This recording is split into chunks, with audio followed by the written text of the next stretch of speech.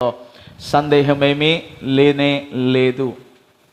అనేకమైన సందర్భాల్లో మనలో ఆలోచన కలుగుతూ ఉంటాయి, ఈ సమస్య పరిష్కారం ఎట్లా అని. కానీ దేవుడు ప్రతిదానికి ప్రతి సమయంలో ఒక గొప్ప జవాబును ఆయన మన కొరకు సిద్ధపరిచి ఉంచుతాడు అనటంలో ఆశ్చర్యం ఏమీ కూడా లేదు.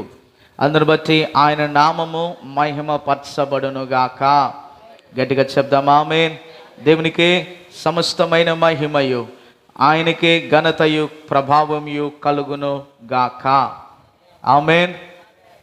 రైట్. ఈ ఉదయకాల సమయంలో మరి దేవుని వాక్యం వినటానికి పరిశుద్ధాత్మ దేవుడు మరి మనకి సహాయాన్ని ఆయన చేయును గాక. ఆమేన్ చెప్దాం అందరము. ఆమేన్. 5 శ్రేష్టమైనటువంటి మరి మాటలను మనము లేఖనములో నుండి మనం చూడటానికి ప్రయత్నం చేద్దాం.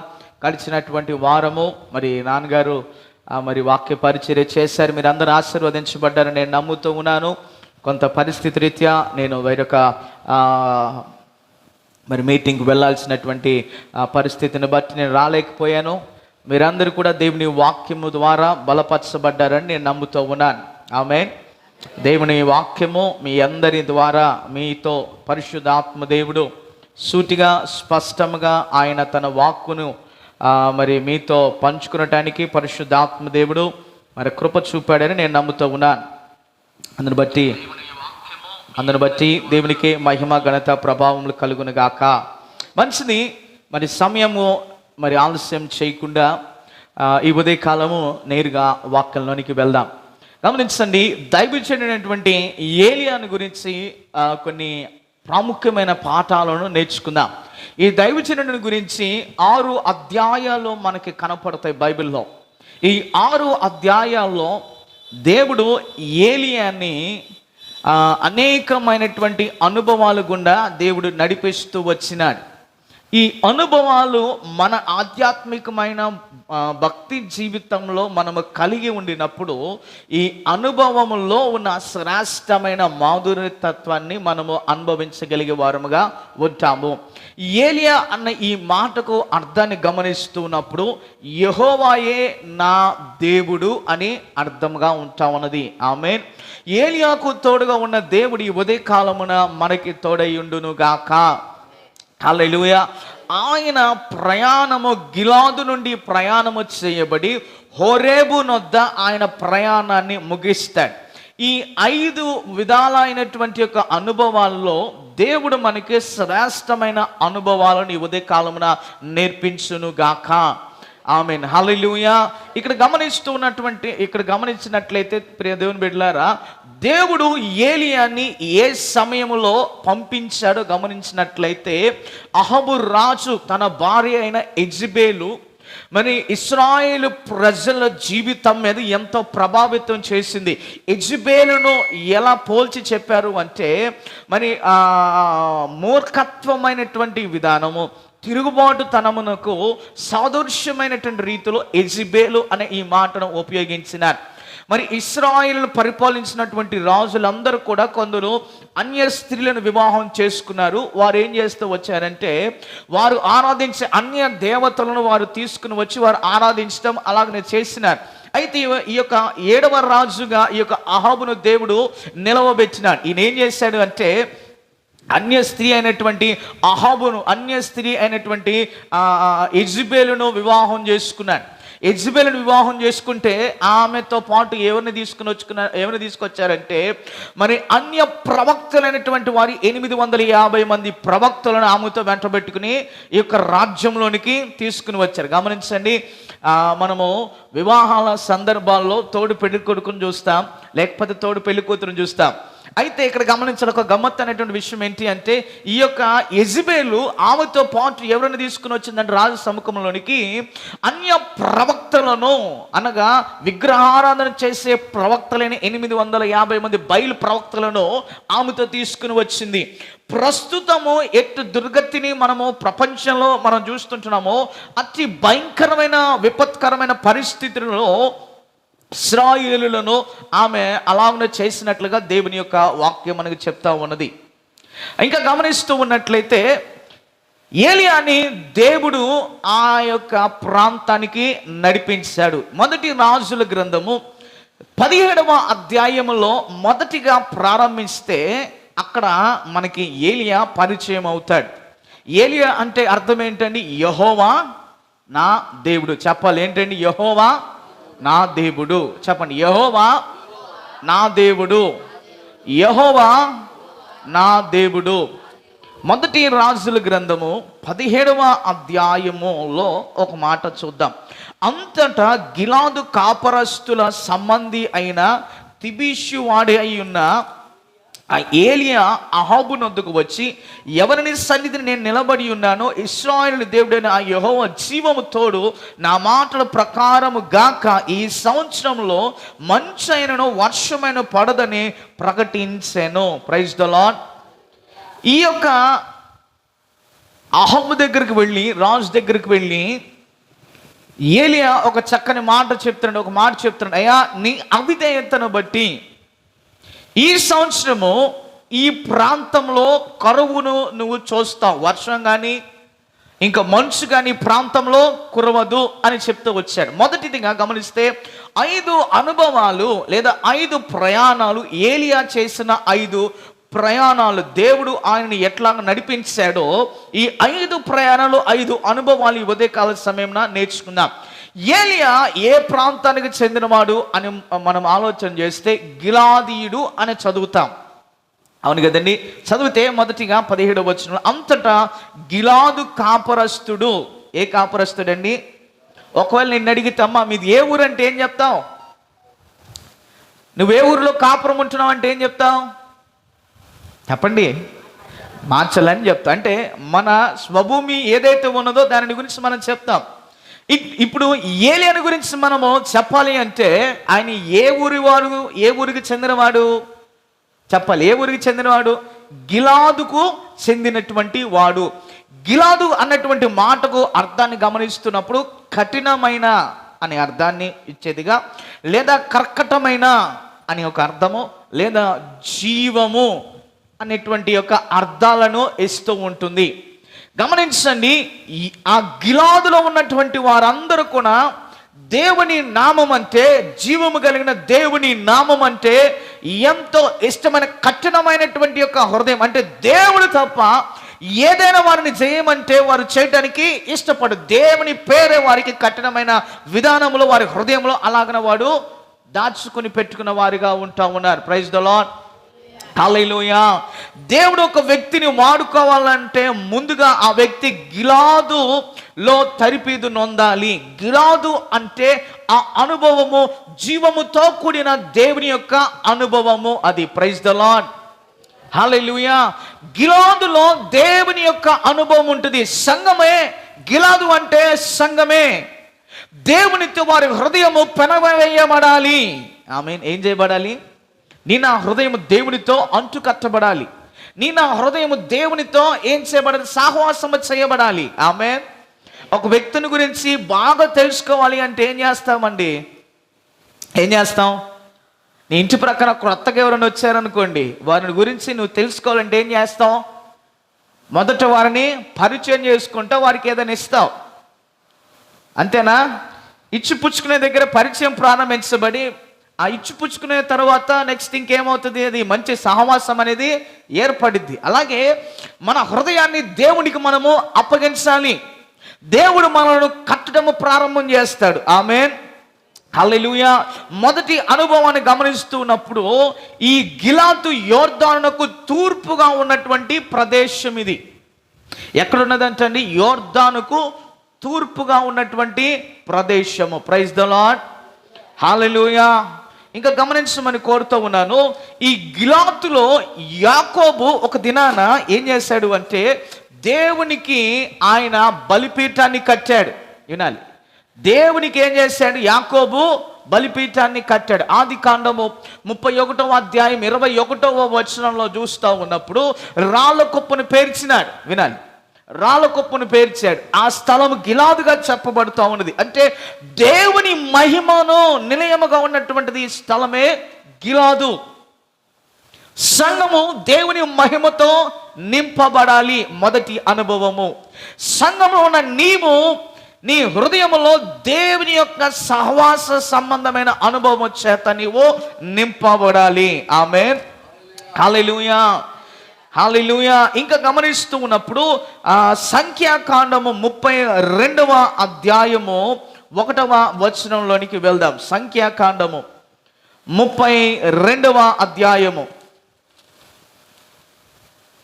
అది సంఖ్యాకాండం 32వ అధ్యాయము 1వ వచనం. రూబేనీయులకును గాదీయులకును అతి విస్తారమైన మందులను గనక యాజేరు ప్రదేశమున గిలాదు ప్రదేశము మందకు తగిన స్థలమని తెలుసుకొని. మందకు తగిన స్థలము గిలాదు అంటే దేవుని సంగమునకు సాదృశ్యమైన స్థలము గిలాదు. ఆమేన్. ఏమండి, సంఘంలో ఉన్న నీవు దేవుడు అంటే రోషము కలిగిన వ్యక్తిగా నీవు ఉండాలి. ఎలాగుండాలి? ఎవరో వ్యక్తి నిన్ను మాట అంటే నువ్వు తెచ్చుకోవాల్సిన ఆ యొక్క శరీర రోషము కాదండి, దేవుని యొక్క సన్నిధానములో నీవు కలిగి ఉండవలసినటువంటి ఆత్మీయ రోషము. Praise the Lord. హల్లెలూయా.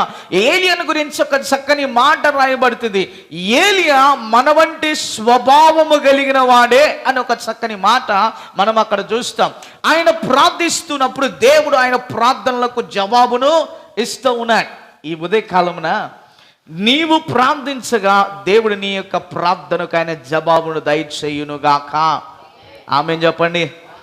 నీ ప్రార్థనకి జవాబు వద్దా? అండ్ నీ ఆత్మీయ జీవితంలో దేవుని యొక్క సహాయాన్ని చూడాలనుకోవట్లేదా? చూడాలనుకుంటే ఏం చేయాలో తెలుసా? గిలాదు అనుభవంలో నీవు రావాలి. అంటే దేవుని జీవము కలిగిన దేవుని పట్ల నీవు సహవసించే అనుభవంలోనికి నీవు రావాలి. Praise the lord. కర్కటకమైన లేదా మృదువైన లేదా కఠినముగా ఇంక ఏది కాదు దేవుడే అని సవాలుగా చెప్పే యొక్క అనుభవము మనము కలిగి ఉండాలి. ఆమేన్. ఇర్మియా గ్రంథం 8వ అధ్యాయము 22వ వచనంలోనికి వస్తే అక్కడ చక్కని మాట ఉంటుంది. గిలాదులో గుగ్గిలము ఏమీ లేదా అని ఉంటుంది. గుగ్గిలము అంటే ఔషధము. నీ జీవితానికి ఔషధము ఏది అయినా ఉన్నది అంటే దేవుని యొక్క వాక్యమే నీకు ఔషధము. Praise the Lord. హల్లెలూయా. దేవుని యొక్క వాక్యం సంఘంలో ఉన్న సంఘ సభ్యుడా వినాలి.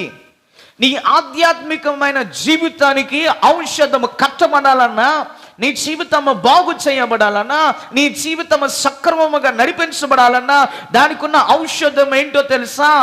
దేవుని యొక్క వాక్యము. ఆమేన్. హల్లెలూయా. ఏమండి, ఏంటది ఔషధము? ఔషధం ఏంటి? దేవుని యొక్క వాక్యము. ఆమేన్.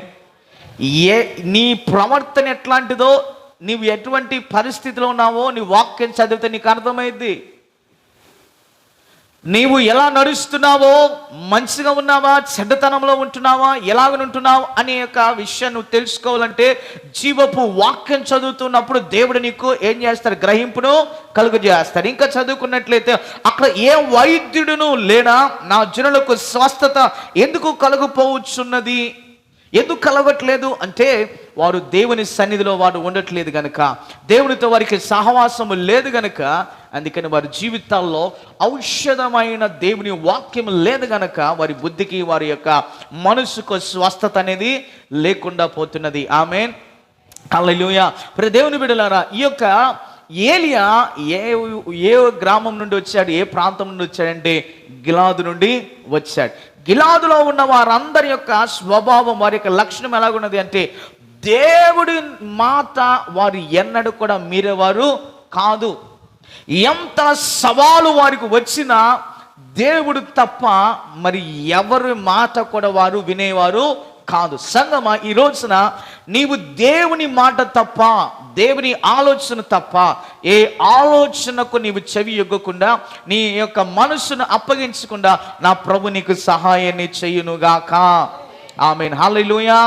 గమనిస్తూ ఉన్నట్లయితే ఈ గిలాదులో నుండి ఇంకా ఎవరెవరు వచ్చారని చూస్తే యెఫ్తా, తృణీకరించబడిన యెఫ్తా గిలాదులో నుండి వచ్చినటువంటి వాడే. ఆమేన్. హల్లెలూయా. దేవుడు ఆయనను యుద్ధము చేయటానికి, విజయాన్ని చూడటానికి దేవుడు ఆయనను వాడుకున్నాడు. నీ హృదయము దేవునితో అంటుకట్టబడిన అనుభవంలోనికి నీవు వచ్చినప్పుడు, దేవుని బిడ్డల గిలాది యొక్క స్వభావంలోనికి నీవు వచ్చినప్పుడు, నా ప్రభు తన పని కొరకు నిన్ను వాడుకుంటాడు. దేవునికి మహిమ కలుగును గాక. మొదటి అనుభవము ఏలియా జీవితంలో కలిగి ఉన్నది. ఆయన ఎక్కడి నుండి వచ్చినటువంటి వ్యక్తిగా ఉన్నాడు అంటే గిలాదు. ఎక్కడి నుండి? గిలాదు. రెండవ అనుభవంలోనికి వస్తే కేరేతు. ఏంటండి? కేరేతు. దేవుడు కేరేతు వాగు దగ్గర ఏలియాని పోషించాడు కరువు కాలములో. కేరేతు అంటే కత్తిరించుట. దేవుడు మన జీవితాల్లో ఆయనకి హేయమైన కార్యాలను ఏం చేస్తూ ఉంటాడండి? చెప్పాలా? మొదటిది దేవునితో సహవాసం కలిగి ఉంటున్నాం, రైట్, బాగుంది. రెండవ దాని అనుభవంలోనికి వస్తూ ఉన్నప్పుడు కేరేతు అనుభవంలోనికి తీసుకుని వస్తాడు. అంటే వ్యతిరేకంగా ఉన్న క్రియలన్నిటిని దేవుడు దాన్ని కత్తిరించేస్తాడు. గమనించాలి. మరి ఒక వ్యక్తి అనారోగ్యం చేత మరి గడ్డ ఏదన్నా కడుపులో కలిగి డాక్టర్ దగ్గరికి వెళ్ళినప్పుడు, అమ్మ నీకు ఆపరేషన్ చేయాలి అని చెప్పాడు అనుకోండి. ఆ డాక్టర్ గారు ఏం చేస్తారంటే ఆ గడ్డను తొలగించి మంచిగా ఉన్నటువంటి శరీరానికి కూడా కొంత ఏం చేస్తాడంటే దాన్ని కత్తిరించేస్తాడు. అంటే దానికి మళ్ళా ఆ యొక్క గడ్డ లేకపోతే ఆ యొక్క వ్యాధి వ్యాపించుకుని ఉండటానికి దాన్ని కత్తిరిస్తాడు. ఎందుకు? దాన్ని సరి చేస్తాడు, మరి ఏది కూడా దానిలోనికి సంభవించకుండా ఉండునట్లుగా. Praise the lord. ఇక్కడ కేరేతు అన్నటువంటి అనుభవాన్ని గమనిస్తున్నప్పుడు దేవుడు మనలను కత్తిరించేటువంటి యొక్క విధానంలో ఖచ్చితంగా ఆయన మనలను నడిపిస్తాడు. కొన్ని సందర్భాల్లో ఏమండి, మనము దేవుడు కాకుండా మన సొంతమైన ఆలోచనలను వెళ్తూ ఉన్నాం అనుకో, దేవుడు అక్కడ ఏం చేస్తాడు? ఆ పరిస్థితుల్లో మనల్ని కత్తిరిస్తాడు. అయ్యా, ఇంతవరకు నువ్వు చేసింది ఇక చాలు, నేను నీకు నేర్పిస్తాను, నేర్చుకొని దేవుడు ఏం చేస్తాడు? ఒక పాఠాన్ని దేవుడు మనకి నేర్పిస్తాడు. Praise the Lord. హల్లెలూయా. ఇక్కడ మొదటి రాజుల గ్రంథము 17వ అధ్యాయము 3వ వచనంలోనికి వస్తూ ఉన్నప్పుడు అక్కడ చక్కగా రాయబడుతుంది, నీవు ఇచ్చట నుండి తూర్పు వైపునకు పోయి యోర్దానునికి ఎదురుగునున్న కేరేతు వాగు దగ్గర దాగి యుండుము. ఎవరితో చెప్పాడు దేవుడు? ఏలియాతో చెప్పాడు దేవుడు. ఎందుకంటే మొదటిగా మనం చదువుకున్న వచన భాగాల్లో కరువు వస్తుంది, అంటే వర్షము మంచు సంవత్సరం పాటు ఆ ప్రాంతంలో ఉండదు. మరి ఈయన ఎలాగ పోషించబడాలి దైవజనుడు? అందుకని దేవుడు ఏం చేశాడంటే, నాయన ఏలియా, నీవు కేరేతు వాగు దగ్గరికి వెళ్ళు, నేను నిన్ను అక్కడ కాకుల ద్వారా పోషిస్తా. ఏమన్నా జ్ఞాపకం వచ్చిందా ఈ యొక్క సంగతి? కాకులు వచ్చి ఏం చేసింది? ఏలియాకి ఆహారాన్ని పెట్టిని. ఆమేన్. చక్కగా ఏలియాని పోషించింది. దేవుడు కాకి ఆజ్ఞాపించాడు, రే కాకి స్వభావం మీకు తెలుసా? ఏం చేసేది కాకి? ఏం చేసిద్దండి? పిల్లల చేతిలో ఉన్నది లాక్కెళ్ళిపోయింది. అది దానికి ఇచ్చే స్వభావం లేదు. ఏమంటే అర్థమవుతుందా? అది ఇచ్చే స్వభావి కాదు, ఉన్నదే అది తీసుకుని వెళ్ళేటువంటి స్వభావమే.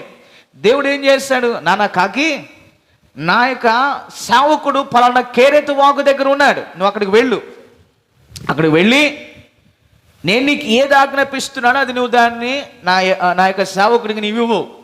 రొట్టె మాంసం ఆయనకి నీవు ఇవ్వు, నువ్వు ఆయనను పోషించు. నీ పని రోజు అదే. నువ్వు నా యొక్క సేవకునికి ఇస్తే నేను నీవు తినటానికి ఏమంటే తృప్తికరంగా దేవుడు నేను నిన్ను పోషిస్తానికి కాకితో చెప్పుండొచ్చు. ఇక్కడ ఒక విషయం గుర్తుపెట్టుకోవాలి. ఏమండి, ప్రకృతి సైతం దేవుని మాటకు లోబడుతూ ఉంటే, పక్షులు కూడా దేవుని మాటకు లోబడుతూ ఉంటే, జ్ఞానముతో దేవుని స్వారూప్యంలో చేయబడిన మనుషులు దేవునికి వ్యతిరేకంగా ఈ దినాల్లో కనపడుతున్నాడు. ఆమేన్. అందుకే వారి స్వభావాలను దేవుడు ఏం చేస్తా ఉన్నాడు? కత్తిరించి వేస్తా ఉన్నాడు. ఆమేన్. ఒక్కోసారి ప్రార్థన చేస్తామయ్యా, నీకు అయిష్టమైనది నాలో నీవు తీసివేయి అని మనం ప్రార్థన చేస్తాం. అప్పుడు ఎలాగ చేయాలి? నాయనా, నేను ఏదన్నా నా యొక్క జీవితంలో నీకు వ్యతిరేకంగా నేను చేస్తున్నాను, దాన్ని నీవు కత్తిరించేయ్యా, ఏరులతో దానిని పెళ్ళగించు ప్రభు అని దేవునికి మనం ఏం చేయాలా? మొర్ర పెట్టాలి, విజ్ఞాపన చేసి మనం దేవుని చేత సరి చేయబడే విధానంలోనికి మనము నడిపించబడాలి. Praise the lord. సంగమా, మన జీవితాల్లో నేర్చుకోవాల్సిన రెండవ అనుభవం ఏంటో తెలుసా? కొన్ని పరిస్థితుల్లో దేవుని చేత సరి చేయబడటం, కత్తిరించబడటం ఎంతో అవసరం. అనగా సరి చేయబడే అనుభవము మన జీవితానికి ఎంతైనా అవసరము. ప్రైజ్ ద లార్డ్, హల్లెలూయా. ఇక్కడ గమనిస్తున్నట్లయితే ఈ కెరేతు యోర్దానులో పారుచున్న ఒక స్థలము అని మనం ఇక్కడ దేవుని యొక్క వాక్యంలో చూస్తూ ఉన్నాం. రెండు అనుభవాలను మీకు చెప్పాను. మొదటి అనుభవం ఏంటి? ఈ యొక్క ఏలియా ఎక్కడి నుండి వచ్చాడు? గిలాదు. నీవు ఎక్కడి నుండి వచ్చావు? నీ ఊరేంటి అంటే, నాది మార్చల్లండి అని చెప్తాం. లేకపోతే ఇంకా ఏదైనా ఊరు ఉండి మీరు వస్తే, నేను పలానా ఊరు నుండి వచ్చాను, మా ఊరు అది అని చెప్తాం.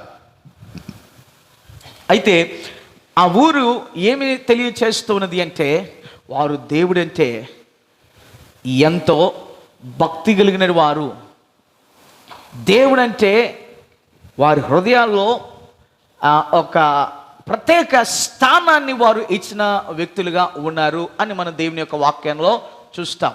రెండవది, దేవుడు ఏలియాని ఎక్కడికి నడిపించాడు? మొదట హెచ్చరించాడు. ఎవరిని హెచ్చరించాడు అంటే, అహాబు రాజును హెచ్చరించాడు. నానా అహాబు రాజు, నువ్వు చాలా ఎగస్టాల్ చేసేస్తున్నావు. ఏం చేస్తున్నావు అంటే, నీ భార్య అయిన యెజబెల్తో కలిసి ఇశ్రాయేల్ ప్రజల్ని మరి నీవు నాశనం చేస్తున్నావు. జీవం కలిగిన దేవుడిని నీవు ఆరాధించాల్సినది బదులుగా అన్య దేవత నువ్వు ఆరాధిస్తున్నావు గనుక దేవుని శిక్ష నీ మీదకి, నీ ప్రాంతం మీదకి దేవుడు విడుదల చేస్తున్నాడు. కాబట్టి సంవత్సరం పాటు వర్షం కురవదు, మంచు కూడా పడదు, జాగ్రత్త అని దేవుని మాట హెచ్చరికగా ఎవరి దగ్గరికి వెళ్ళి చెప్పినాడు? అహాబు రాజు దగ్గర చెప్పాడు. అహాబు రాజుకి ఎంతో కొంత దేవుని భయం ఉంది, కానీ యెజబెల్ అనేటువంటి ఆ యొక్క స్త్రీకి దేవుని భయము లేదు. ఆమె అన్యురాలు. గమనించాల, సంబంధములలో మీరు కలిగి ఉంటున్నప్పుడు ఎవరిని కలిగి ఉంటే సరైనటువంటి వారు ఉంటారో అది మీరు ఆలోచన చేసి సరైనటువంటి సంబంధములలోనికి మీరు వెళ్ళాలి. ఏమండి, అంతా జరిగిపోయిన తర్వాత అయ్యో ఏంటి అని మీరు ఆలోచన చేసి నెత్తి కొట్టుకుంటే ఏమండి ఫలితం ఉండదు. ఆలోచన చేయాలి. దేవుని చిత్తాన్ని తెలుసుకోవటం చాలా అవసరం. ఇక్కడ గమనించండి, ఈ యొక్క యెజబెల్ ఏం చేసిందంటే ఇశ్రాయేల్ ప్రజలలో సందేహాన్ని కలుగు చేసింది. దేవుడు ఉన్నాడా? ఇజ్రాయెల్ దేవుడు ఉన్నాడా? మరి ఉంటే నేను ఇంతమందిని నేను హింసిస్తూ ఉంటే నాకేమీ చేయట్లేదే అని ఇలాగున ఇశ్రాయేల్ ప్రజలలో కూడా సందేహాన్ని కలుగు చేసింది. గమనించండి, ఒక అబద్ధాన్ని అనేక సందర్భాలుగా దాన్ని ఉచ్చరిస్తూ ఉంటే అబద్ధమైన విషయం కూడా నిజమని నమ్మేటువంటి యొక్క ఊహాగానంలోనికి మనం వెళ్తాం. అలాగ చేసింది ఆమె. ఏమండి, అర్థమైందా? అలాగ చేసింది.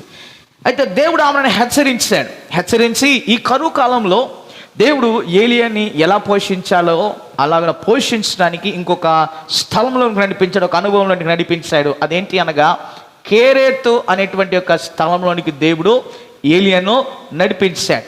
కరువులో కూడా నా దేవుడు సమృద్ధిగా పోషిస్తాడు. లేమిలో నీవు సమృద్ధిని నీవు చూస్తావు. ప్రైజ్ ద లార్డ్, హల్లెలూయా. లేమిలో దేవుని యొక్క సమకూర్పు, దేవుని యొక్క సహాయము నీ జీవితంలో ఎంతో నీవు విశేషముగా అనుభవించడానికి నా ప్రభు నీకు సహాయాన్ని చేస్తాడు. ఎలాగనా నువ్వు ఈ అనుభవాన్ని జీవితంలో చూస్తావంటే, దేవుని మాటకు లోబడినప్పుడు, దేవుని మాటకు నీవు విధేయతను నీవు చూపినప్పుడు.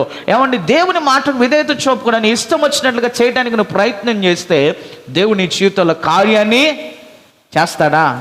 చెప్పండి, చేయడు. కనుక దేవుడు మన జీవితాల్లో కత్తిరించే అనుభవము మనం నేర్చుకోవటం ఎంతో అవసరం. దేవా నన్ను సరిచేయి అని మనం దేవునితో చెప్పటం ఎంతైనా అవసరం. మూడవదిగా గమనిస్తున్నప్పుడు అదే 17వ అధ్యాయము 9వ వచనంలోనికి వస్తూ ఉన్నప్పుడు దేవుడు ఆయనను ఎవరిని కెరేతులో కొంతకాలం ఉన్నాడు. ఆ తరువాత మరొక అద్భుతమైనటువంటి అనుభవంలోనికి దేవుడు నడిపించాడు. అది ఏంటి అనగా సారేపతు. సారేపతు అంటే మీకు ఒక మాట గుర్తుకు రావాలి. ఏంటి ఆ మాట? ఒక వెధవరాళ్ళు, కరువు కలిగిన ప్రాంతంలో వెధవరాళ్ళు ఉండి తన కొరకు తన పిల్లవాని కొరకు రొట్టె చేసుకుని తిని చనిపోదాం అని అనుకుంటా ఉన్నప్పుడు దేవుడు ఏలియాని అక్కడికి పంపించాడు. అంటే ఇక్కడ గమనిస్తున్నప్పుడు సారేపతు అంటే షార్ప్, పొదును పెట్టుట, సానబట్టే స్థలం. నీ విశ్వాసాన్ని దేవుడు సానబెడతాడు. ఏం చేయాలా? విశ్వాసానికి నీవు సానబెట్టుకోవాలి, పొదును పెట్టుకోవాలి. కొట్టమా విను, నిద్రపోతున్న ముందు జరుగు. ఏం చేయాలి? మన విశ్వాసానికి అండి చెప్పాలి, మన విశ్వాసము పొదును పెట్టుకోవాలి. ఏలియా ఏం చేశాడు? దేవుడు ఆయనకి చెప్పినాడు, అయ్యా నువ్వు ఈ స్థలం నుండి లేచి సారేపతు అనేటువంటి స్థలానికి నీవు వెళ్ళు. అక్కడ ఒక స్త్రీని నీవు చూస్తావు. ఆమె ఏం చేస్తుంది? కట్టలు ఏరుకుంటా ఉన్నది. వెళ్ళి మొదట నీళ్లు తీసుకుని రమ్మని చెప్పినాడు దైవజనుడు.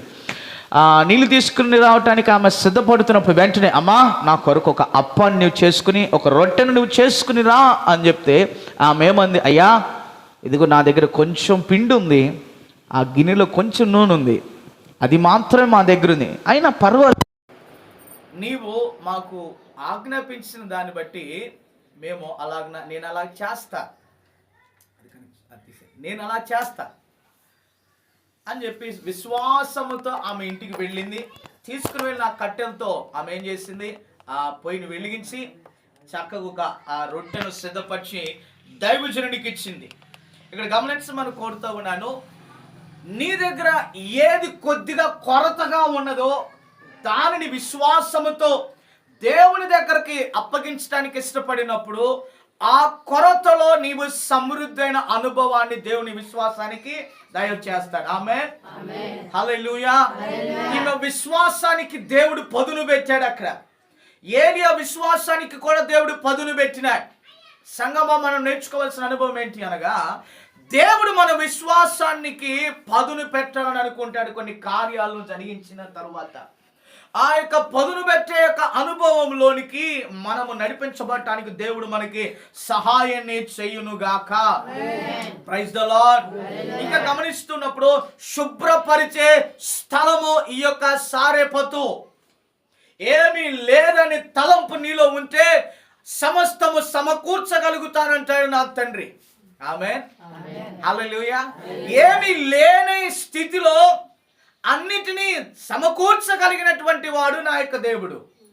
ఆయన సమృద్ధిలో నీ విశ్వాసాన్ని పదును పెట్టి దేవుని యొద్ద నుండి శ్రేష్టమైన కార్యాలని విశ్వాస జీవితంలో నీవు చూచినట్లుగా నా ప్రభు సహాయము చేయునుగాక. హల్లెలూయా. ఆ సమయంలో ఏలియాతో చెప్పిన మాటను గమనిస్తామా, నువ్వు వెళ్ళి ఇంకా అప్పాలు చేసుకుని తిని నీవు బ్రతుకు అన్నాడు. అబ్బా ఎంత చక్కని మాట చూడండి.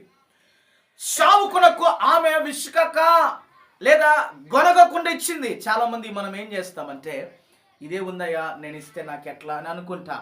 ఏమండి, నేను చెప్తున్నాను అనుభవంలో, నాకు ఉన్న పరిస్థితిలో నేను దేవునికి ఇవ్వలేదు, లేని పరిస్థితిలో కూడా నేను దేవునికి ఇచ్చినప్పుడు దేవుడు నాకు సమృద్ధిని ఆయన ఇచ్చాడు. ప్రైజ్ ది లార్డ్, హల్లెలూయా. ఒక అనుభవాన్ని నేను చెప్తాను. గడిచిన వారము రాత్రి ఆన్లైన్ జరిగింది. ఇంచుమించు 2:30, 3 అయింది. నేను 5:30కి బయలుదేరి నేను గుంటూరు వెళ్ళాను.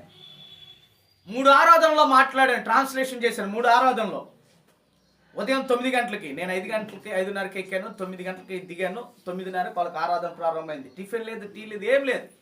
అట్లాగే నేరుగా ఒక దైవజనుడు మరి హోటల్లో ఉంటే ఆయన తీసుకుని మీటింగ్కి వెళ్ళాం, ప్రార్థనకి వెళ్ళాం. అది అయిపోయేసరికి 11 అయింది. మళ్ళా 12:30కి వేరే ప్రాంతంలో 2వ ఆరాధన ఆ సేవకుల్ని. వెంటనే మళ్ళా 2వ ఆరాధనకి వెళ్ళాను. గ్యాప్ ఏం లేదు. అక్కడ వినాలి, 1:30, 2 గంటల దాకా ఆరాధన జరిగింది. అదైన వెంటనే మళ్ళా కొంత అరగంట ప్రయాణం మాకు, మళ్ళీ విజయవాడ వెళ్ళాం. అక్కడ మీటింగ్ ముగించుకునేసరికి సాయంకాలం 6 అయింది. ఒక అరగంట వినాలి,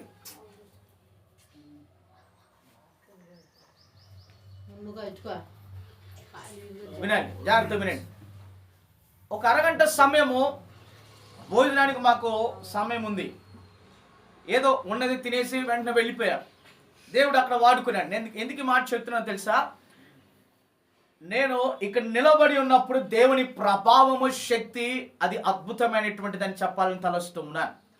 నీవు బలహీనంగా ఎన్ని మాత్రలు మింగినా ఏదో బలహీనత ఉంటుంది, కానీ దేవుని సన్నిధిలో ఆయన ఇచ్చే ఔషధము, బలము చాలా గొప్పది. ఆమేన్. హల్లెలూయా.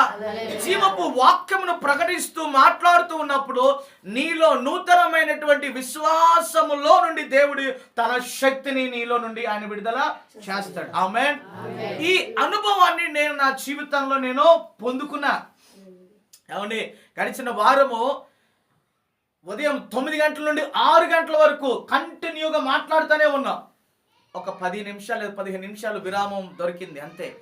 మంచిని దాయడానికి కాస్త ఇట్లా మాట్లాడుతాను, ప్రార్థన చేయించుకొని చాలా మంది వస్తూ ఉన్నారు. దగ్గరగా మరి సేవకులు గంట అంటే 2 గంటల వాక్యం ఒక స్థలంలో.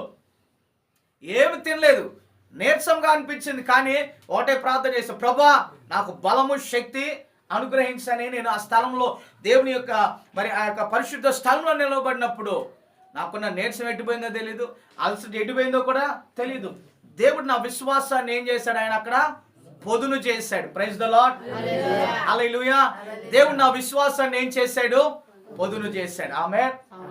నా దేవుడు మీ విశ్వాసాన్ని కూడా పొదును చేయును గాక. Praise the Lord. 4వ అనుభవంలోనికి వస్తూ ఉన్నప్పుడు ఇక్కడ కర్మేలు పర్వతము ఏంటండి, దేవుడు ఏలియాను కర్మేలు ప్రాంతానికి నడిపించాడు. ఆ కర్మేలు ప్రాంతంలో ఏం జరిగిందో మనం చూస్తే దేవుని యొక్క అగ్ని ప్రభావము ఆ యొక్క పర్వతం మీదకి దిగి వచ్చింది. అన్య ప్రవర్తనైనటువంటి వారిని తెగ నరికాడు. ఎవరు? ఏలియా. ప్రార్థన చేస్తే ఆకాశం నుండి అగ్నిని దేవుడు కురిపించాడు. ప్రైజ్ ద లార్డ్, హల్లెలూయా. ఇంకా గమనిస్తున్నప్పుడు ఆ కర్మేలు అంటే సౌందర్యమైన, బ్యూటిఫుల్, ఫలభరితమైన స్థలము అని మనం చూస్తాం. దీనికి అర్థం ఏంటంటే కర్మేలు అంటే సౌందర్యమైన, దేవుని ముఖము సౌందర్యమైనటువంటిది. ఆమేన్, హల్లెలూయా. యెషయా గ్రంథము 35వ అధ్యాయము 2వ వచనంలో ఒక చక్కని మాట మీకు చూపిస్తాను. యెషయా గ్రంథము 35వ అధ్యాయము 2వ వచనము. అరణ్యము ఎండిన భూమియు సంతోషమును, అడవి ఉల్లసించి కస్తూరి పుష్పముల వలె పూయును. అది బహుగా పూయుచు ఉల్లసించి సంగీతములు పాడును. లెబనోనులో సౌందర్యము దానికి కలుగును. కర్మేలు షోమ్రోను కన్నా సొగసు దానికి కుండును. అవి యెహోవా మహిమను, మన దేవుని తేజస్సును చూచును. ఆమేన్, హల్లెలూయా. కర్మేలు షోమ్రోను కన్నా సొగసు. ఏమండి, దేవుని ముఖము ఎంతో సొగసైనటువంటిది. ఆమేన్. దేవునితో నీ ఉంటే నీ ముఖము సుందరముగా నా ప్రభువు మారుస్తాడు. Praise the Lord. ఏమండి, ఒక దేవుని యొక్క విశ్వాసి తాను మోకరించి ప్రార్థిస్తూ ఉన్నప్పుడు తాను ముఖంలో ఉన్న తేజస్సు ప్రకాశమానముగా ఉంటది. వినాలి, నేను ముగిస్తున్నాను, వినండి. ఒక దేవుని యొక్క విశ్వాసి మోకరిల్లి ప్రార్థిస్తూ ఉన్నప్పుడు లేదా దేవుని తన సమయాన్ని గడుపుతున్నప్పుడు వారి యొక్క ముఖము చాలా ప్రకాశమానంగా సౌందర్యవంతంగా దేవుడు చేస్తాడు. ఆమేన్. అందుకో చక్కని పాటను దైవజనులు రాశారు. బహు సౌందర్య సియోనులో గనుడా యేసయ్య అనే ఒక చక్కని పాటను కూడా మనము వింటాం. ఏమన్నా, నువ్వు దేవునితో నీ యొక్క ప్రయాణాన్ని ప్రారంభించినప్పుడు నీ ముఖాన్ని దేవుడు ఏం చేస్తాడంటే సౌందర్యవంతముగా, ఫలించినటువంటి వ్యక్తిగా నా ప్రభు నీ ముఖాన్ని అలా చేస్తాడు. ఆమేన్, హల్లెలూయా. ఇక గమనిస్తున్నప్పుడు అద్భుతములు జరగాలంటే పాడైపోయిన బలిపీఠాలను మరి తిరిగి కట్టాలి. కర్మేలు పర్వతము మీద ఏలియా దేవుని బలిపీఠాన్ని అక్కడ కట్టాడు. ఇశ్రాయేలుకు ప్రజల మధ్య లేదా ఇశ్రాయేలు ప్రజలకు గుర్తుగా వారి పక్షమున సైన్యములకు అధిపతి యెహోవా దేవుని పక్షమున ఒక వ్యక్తి నిలవబడినాడు. పాడైపోయిన బలిపీఠాన్ని ఆయన తిరిగి మరల కట్టినాడు. పాడైపోయిన సహవాసాన్ని దేవుడు కాడు అని చెప్పే ప్రజల మధ్య నిలవబడి దేవుని ప్రభావం ఎటువంటిదో, ఆయన సౌందర్యం ఎటువంటిదో, ఆయన ఏ కార్యంలో చేయగలిగేటువంటి వాడో దానిని వారి మధ్య రుజువు పరిచాడు. ఆమేన్, హల్లెలూయా. నీ జీవితంలో పాడైపోయిన బలిపీఠము మరలా తిరిగి కట్టబడాలి. నీవు దేవుని పక్షంలో మరలా తిరిగి నీవు నిలవబడాలి. ఆమేన్. ఈ స్థలములో పాడైపోయిన బలిపీఠము మరలా దేవుడు తిరిగి కట్టిస్తుంటున్నాడు. ఆ యొక్క బలిపీఠము కట్టబడుతున్న సమయంలో నీవు దేవుని పక్షమున నిలవబడే వ్యక్తిగా నీవు ఉండాలని ఆశిస్తున్నట్లయితే నా ప్రభు నిన్ను అలాగనే సిద్ధపరచునుగాక. అలాగనుటకు మనమందరము నడుము కట్టుకుని ప్రభు సహాయము కోరుతూ దేవుని చేత కట్టింపబడే యొక్క బలిపీఠములుగా మనము ఉందుముగాక. హల్లెలూయా. అనేకమైన బోధలు కలిగిన ఆ యొక్క బోధనలో ప్రియ దేవుని బిడ్డలారా, తప్పులకు సమాధానము చెప్పగలిగేది కర్మేలి అనే స్థలము సాదృశ్యము. ఆమేన్. ప్రియ దేవుని బిడ్డలారా, దేవుని స్థలములో ఉన్న ప్రతి ఒక్కరి జీవితాన్ని వాక్యము సరిచేసేది. బ్రతుకు తప్పుగా ఉంటా ఉన్నది, నీవు సరైన మార్గంలో లేవు అని దేవుని వాక్యం అని ఏం చేస్తుంది? సరిచేసేది. ఆమేన్, హల్లెలూయా. దేవుని సేవకులు ప్రార్థించగా ఆకాశం నుండి దేవుడు అగ్నిని ఆయన కురిపించాడు ఆ స్థలములో. ఆమేన్. ఎవరి సేవకుని ప్రార్థిస్తే అగ్నిని కాదు కురిపించేది, నీవు కూడా ప్రార్థిస్తే ఆ అనుభవాన్ని దేవుడు నీకు ఇస్తాడు. ఆమేన్, హల్లెలూయా. నీవు దేవుని సన్నిధిలో మోకరిల్లి ఏలియా గురించి ఒక చక్కని మాట చూస్తాం. ఏలియా మన వంటి స్వభావము కలిగిన మనుషుడే, రోషము కలిగి ప్రార్థించాడు. ఈరోజు ప్రార్థించమంటే అడ్రస్ లేని విశ్వాసులను చాలా మంది చూస్తున్నాం సంఘంలో. ఈరోజు ప్రార్థన కూడిక ఉన్నది అంటే ప్రార్థన అయిపోయిన మరుసటి రోజు కనపడుతున్నారు. అంటే అవునా కదా? నీవు రోషము కలిగి దేవుని కొరకు నిలబడటానికి ఇష్టపడితే ఏలియాను వాడుకున్న దేవుడు నిన్ను కూడా తన పనులు ఆయన వాడుకుంటాడు. Praise the Lord. నువ్వు దేవుని పనిలో వాడబడాలని ఆశ నీకు ఎంతమంది కొన్నదని చెప్తే లటిక్కని చేయెత్తుతారు. అయ్యా నేను దేవుని పనికి వాడబడాలి, అయ్యా నేను దేవుని పని చేయాలనుకుంటున్నాను అంటారు. కానీ నిజమైన సమర్పణ నీలో లేకపోతే, నిజమైనటువంటి యొక్క వైరాగ్యం నువ్వు కలిగి ఉండకపోతే దేవుడు నిన్ను ఎన్నడూ వాడుకోడు అని అర్థమవుతుందా? ఆ కర్మేలు పర్వతం మీద ఏలియా ప్రార్థించినప్పుడు దేవుడు ఏం చేశాడు? ఆ బలిపీఠం మీద ఉన్న వధించిన పశువును, ఆ నీటిని దేవుడు బూడిదిగా చేశాడు. Praise the Lord. ఆ వ్యక్తి ప్రార్థించగా దేవుడు సహాయం చేస్తే మనము ప్రార్థించగా దేవుడు మనకి చేయడంటాడా? ఖచ్చితంగా దేవుడు అద్భుతాన్ని చేస్తాడు. 5వ అనుభవాన్ని మీకు తెలియచేస్తాను. ఇంకా గమనించండి, ఇది ఒక వాక్యాన్ని మీకు చూపిస్తాను.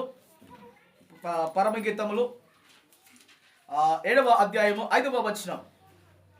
నీ శిరస్సు కర్మేలు పర్వతము, నీ తల వెంట్రుకలు ధూమ్ర వర్ణము గల్లవి. ఏమండి, నీ తల ఎటువంటిదంట?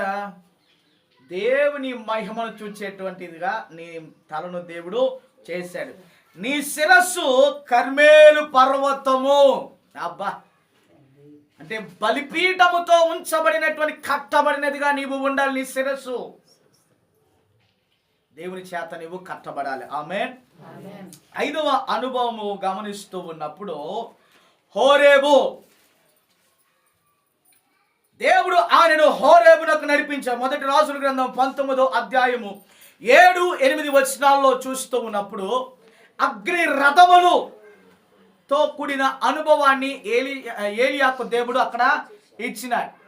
మోషేను దేవుడు మోషేతో మాట్లాడిన స్థలమే హోరేబు కొండ మీద దేవుడు మోషేతో మాట్లాడాడు. 10 పలకలను దేవుడు మోషేకి ఏ స్థలంలో ఇచ్చాడు అంటే హోరేబు అనేటువంటి స్థలములో. హోరేబు అంటే ఇక్కడ గమనిస్తే దేవుడి యొక్క బలము. ఏంటది? దేవుడు నిన్ను బలపరుస్తాడు, దేవునికి సహాయాన్ని చేస్తాడు. ఆమేన్. ఏం చేస్తాడు? బలపరుస్తాడు, సహాయాన్ని చేస్తాడు, నిన్ను కడతాడు. Praise the Lord. దేవుడు అభిషేకించమని ఏలియా ఎవరిని అభిషేకించాడనగా ఎలీషాను దేవుడు అభిషేకించడానికి అక్కడ ఒక గొప్ప ప్రత్యక్షతను దేవుడు ఏలియాకు ఇచ్చాడు. ఆమేన్, హల్లెలూయా. హోరేబు అంటే ఎడారి. ఏంటది? ఎడారి. ఎడారిలో దేవుడు సెలయేరులను ఆయన ప్రవహింపజేస్తాడు. ప్రైజ్ ద లార్డ్, హల్లెలూయా. దేవుని బిడ్డలారా, ఎడారి వంటి నీ జీవితంలో దేవుని జీవపు సెలయేరు ఆయన ప్రవహింప చేయునుగాక. ఆమేన్, హల్లెలూయా, హల్లెలూయా. ఎన్ని చూస్తా ఉన్నా, ఎన్ని మాటలు తీసుకున్నాం. మొదటిది గిలాదు. ఏంటి మొదటిది? గిలాదు. 2 కేరేతు. 3వ అనుభవము సారెపతు. 4వ అనుభవం ఏంటి? కర్మేలు పర్వతం. 5 హోరేబు. ఈ 5 అనుభవాలు దేవుడు మనకి నేర్పించునుగాక. ఆమేన్. ఈ 5 అనుభవాలు గుండా పరిశుద్ధాత్మ దేవుడు మనల్ని నడిపించునుగాక. ఆయనతో మనము సహవసించాలి. రెండవది, ఆ సహవాసించే సమయంలో ఏదైనా సరిచేయవలసిన దానిని దేవుడు ఏం చేస్తాడు? సరిచేస్తూ వస్తాడు. 3, విశ్వాసానికి దేవుడు పొదును పెడతాడు. ఏమండి? 4వదిగా గమనిస్తున్నప్పుడు ఏం చేస్తాడు? ఫలభరితమైనటువంటి సౌందర్యముగా ఫలించేటట్లుగా దేవుడు మనలను చేస్తాడు. అటు తర్వాత ఆ ఎడారిలో ఇదిగో జీవము కలిగిన వారముగా, అభిషేకమును పొందుకునగలిగిన వారముగా దేవుడు మనను సిద్ధపరుస్తాడు. అట్టి కృప దేవుడు మనకి దయచేయునుగాక. ఆమేన్. ప్రభు తన మాటలు మన వెనుకలో దీవించునుగాక. ఆమేన్. తలలు వంచుదాం, ప్రార్థన చేసుకుందాం. అయితే అందరం తలలు వంచుదాం, ప్రార్థన చేసుకుందాం.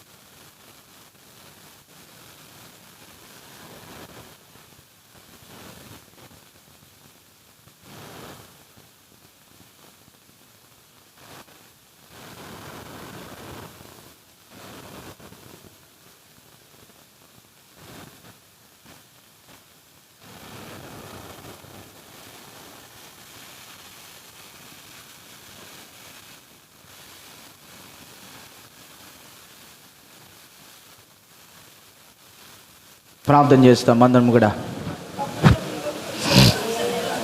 హల్లెలూయా, హల్లెలూయా, హల్లెలూయా, హల్లెలూయా.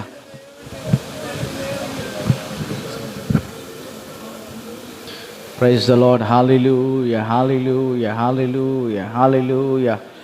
శివాధిపతి నీకే స్తోత్రం, స్తోత్రం, స్తోత్రం, స్తోత్రం, స్తోత్రం నాయనా. ఆశ్చర్యకరుడా నీకు వందనాలు.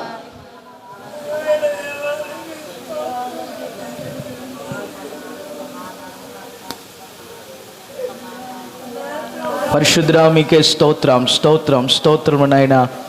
జీవాధిపతి నీకే వందనాలు, వందనాలు, వందనాలు. ప్రార్థన చేస్తాం, ప్రార్థన చేస్తాం అందరం కూడా. ప్రార్థన చేస్తాం, ప్రార్థన చేసుకుందాం. మరి యెషన్న ప్రార్థన చేస్తారు, అయితే ప్రార్థనలో ఏకీభవిస్తాం.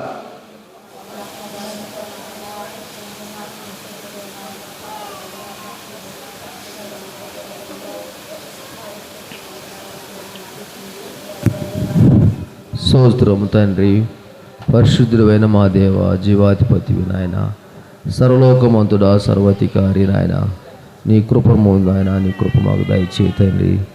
ప్రభువా, నీ సన్నిధిలో నడిపించావు నాయన, నీకు సహాయం చేయి తండ్రి. యేసయ్యా నీకు స్తోత్రములు. ప్రభువా, దయగల దేవా నీ పాదాలకు వందనాలయ్యా, నీకు స్తోత్రములు నాయన. ఎబినేజర్ దేవుడు నీవు, ఇమ్మాలి దేవా నీకు స్తోత్రములు నాయన, సహాయం చేయి. ప్రభువా, దైవసేవకుడు నాయనకు పాడిన వాక్యం నాయన, మంచి వాక్యం మాకు విధించినాడు. ఆ వాక్య ద్వారా మమ్మల్ని బలపరచండి నాయన.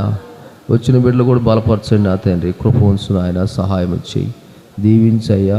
అయ్యా సంపూర్ణమైన ఆరోగ్యం దయచేయి తండ్రి. కట్టపోయే మందిరానికి నాయన నీ కృప దయచేయి అయ్యా. మందిరాన్ని నాయన గుప్పిలు లిప్పి వాకిలు తెరువు నాయన. త్వరగా నాయన డబ్బు సహాయం దయచేయి. ఏ గుప్పు ఎవరు ఇస్తారో నీకు తెలుసు కనుక చేయి తండ్రి నాయన, నీకు స్తోత్రములు. సహాయం చేయి ప్రభువా.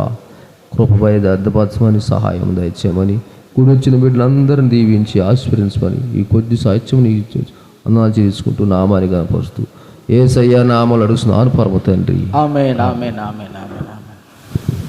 పరిశుద్ధుడ గొప్ప దేవ జీవాధిపతి నీకు వందనాలు యేసయ్యా. ఈ ఉదయకాల సమయం బట్టి నేను స్తుతిస్తున్నాం. ఎంతవరకు నాయన ప్రార్థనలో ప్రభా ఆరాధనలో తోడుగా వాక్య పరిచయంలో తోడుగా ఉన్నందుకు నీకు స్తోత్రాలు. మాతో నీవు మాట్లాడినందుకు నీకు వందనాలు. నీ సన్నిధిని మాకు తోడుగా ఉంచినందుకు వందనాలు. ప్రతి దుష్టాత్మ కార్యములను యేసు నామములో గద్దిస్తున్నా. మీ సన్నిధిని మాకు తోడుగా ఉంచండి. మీ ప్రసన్నతను మాకు తోడుగా ఉంచమని మీకే మహిమ ఘనత ప్రభావం ఆరోపిస్తూ నైనా విత్తబడిన వాక్యం మా జీవితాలు మీరు ఫలభరితంగా ఉండినట్లుగా సహాయమును దయచేయండి. మా యొక్క హృదయాల్లో నీ మాటను మేము భద్రపరుచుకున్నట్లుగా మీరు కృప చూపమని మీకే సమస్త మహిమ ఘనతను ప్రభావమును మేము ఆరోపిస్తూ కృపను కోరుతున్నా. నజరేయుడైన యేసుక్రీస్తు వారి పరిశుద్ధమైన నామంలో అడిగి ప్రార్థించి స్తుతించి పొందుకున్నాము తండ్రి. ఆమేన్ ఆమేన్ ఆమేన్ ఆమేన్. మంచిది పిల్లరా, మరి పాట పాడుతుండగా ఘనమైనటువంటి కానుకలను దశమ భాగంలో ఒకబడి కానుకలు మనకు దేవునికి చెల్లిస్తాం. పోయిన ఆదివారం వేయలేదు నాన్న, సరే రేపు ఆదివారం చెప్పలేదు ఇందాక మరి